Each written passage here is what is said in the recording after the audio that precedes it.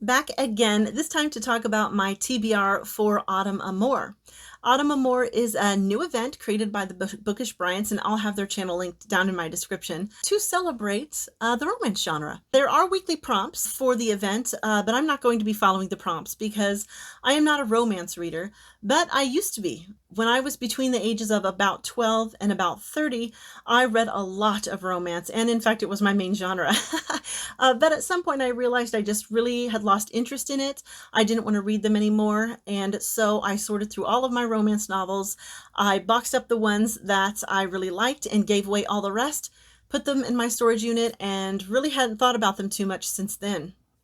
So when this event came up, I thought it would be really fun for me to get those books out of my storage unit and go through them one by one and see what I could remember from them and pick a handful and then reread them for Autumn Amour and see how they hold up for me today.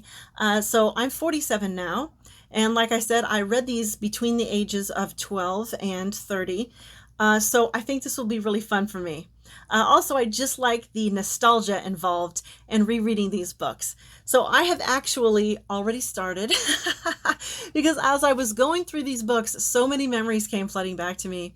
It was crazy. And the first one, and I've already read it, it's not even August, it's not even September yet. This first one that I read is A Deeper Hunger by Sabine Kells. It is about a woman who is being reincarnated over and over, and in every lifetime she meets this vampire, but their circumstances happen and she ends up dying because of the fact that he's a vampire, essentially. So I remember really, really loving this book, and I just thought it was so great, but I really didn't remember too much else about it. So when I saw this in my bucket, I knew I was going to read this one first. So yes, I read it. I did enjoy it. And I have already recorded a video about this, so you'll be seeing a video about this soon.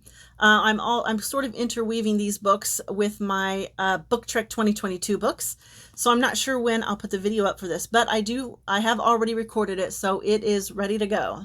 Okay, the next book that I am absolutely for sure going to be reading is Love Song by Valerie Sherwood. Valerie Sherwood was one of my go-to romance authors back in the day. I'll show you this cover. I love this cover. It's beautiful. I actually have this in hardback as well, but I have potentially 4 boxes of romance novels in my storage unit, but I could only find 2 of them. Actually, I could have found the other 2 or 1. I don't know how many was left, but there were so many spiders and I could not deal with the spiders. I was really freaked out.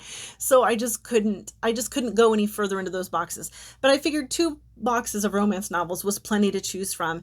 And so this is actually part of a trilogy. I do wish I had the hardback of this though. That would be really nice.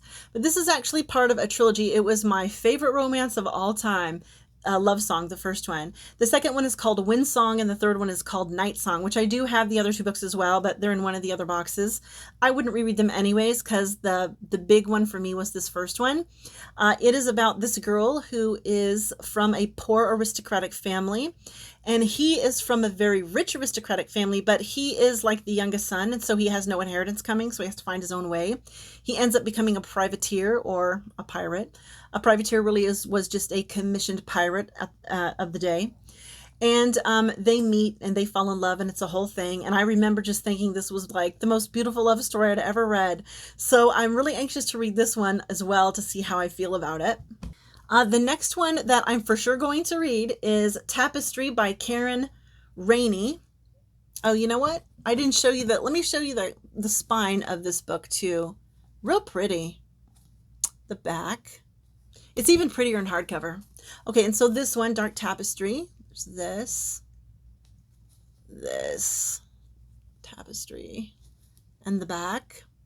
So what I remember about this one is this man is a little bit older than the female protagonist, and they grew up in neighboring estates, and she has been in love with him her whole life.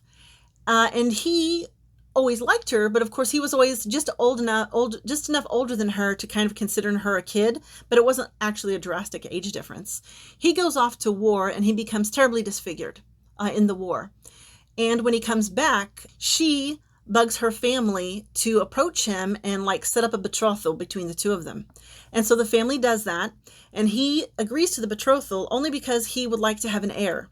He thinks that it's going to be a real negative thing for him to subject his presence on some unlucky woman. But she's of course been in love with him her whole life. And so when she finds out that he's been horribly disfigured and that he doesn't want to see her before the wedding, she decides to do some sleuthing on her own. So she approaches his estate in disguise and presents herself as a housekeeper and a secretary. And she gets a job with him, and they get really close, and he completely falls in love with her. And then she disappears on him, and he never knew that she was the woman that he's betrothed to, the childhood friend. So I remember I absolutely loved this book. I thought it was fantastic. I just had butterflies in my stomach for days after I read this one. I thought it was just so great. So this is another one I'll definitely be rereading.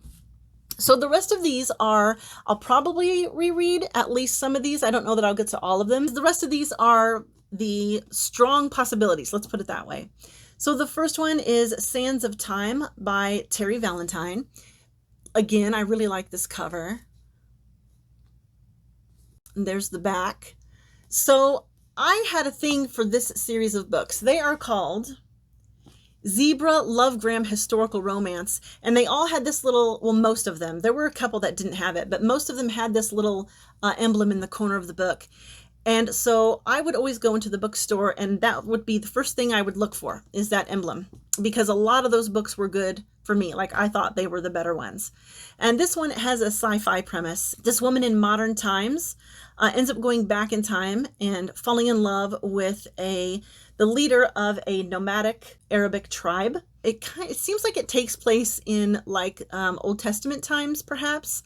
I'm not really sure about the time period it's trying to portray, and she doesn't really put a lot of effort into making that clear. But I really, really liked it. She's a doctor, by the way.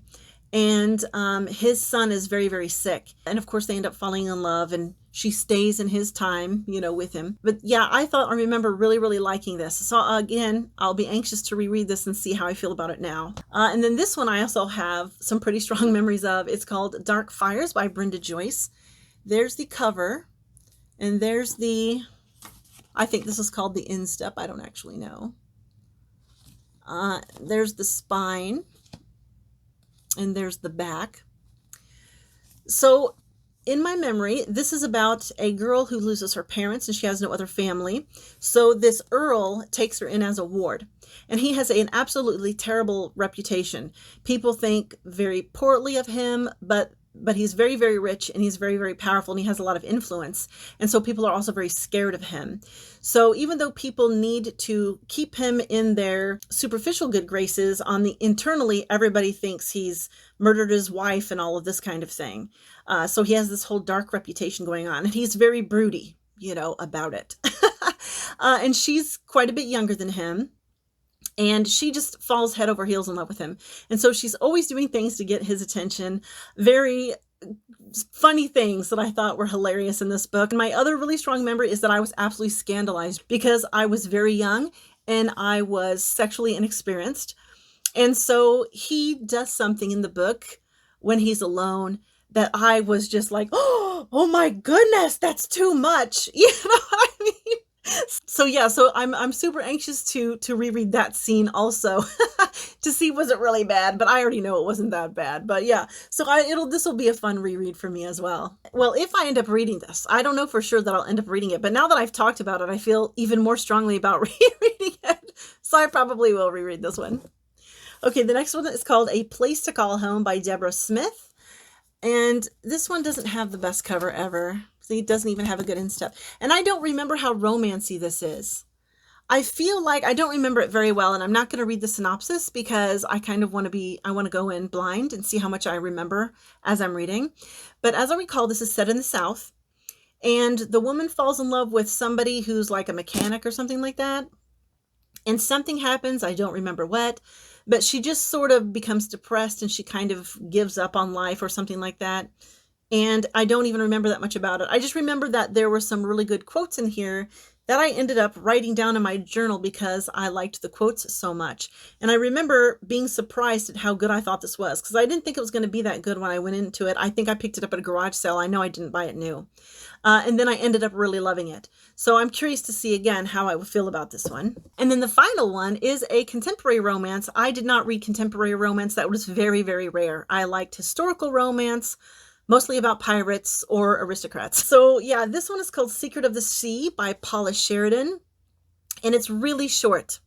So I don't see any reason why I couldn't read this before I go to bed some night, But all I remember about it is this girl goes to an island in the summertime, and I believe her best friend or maybe her cousin or something has committed suicide, and she's there for that reason. And she meets a man there, and he had something to do with her friend or cousins or whatever suicide, but she has already sort of developed feelings for him by the time she finds this out. So I remember really liking this, but I don't remember it super clearly. So I'm super curious to see what this book actually ends up being about, because my memories of it aren't as clear as in the other books. But yeah, and I thought also it would be nice to slip in a contemporary romance. Okay, I lied. There actually is one more book that I need to talk about. So I did not read this book at all.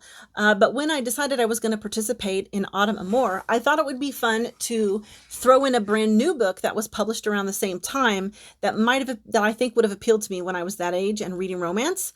So I bought a one that I hadn't read before, brand new, and it's called Stardust of Yesterday by Lynn Kirkland.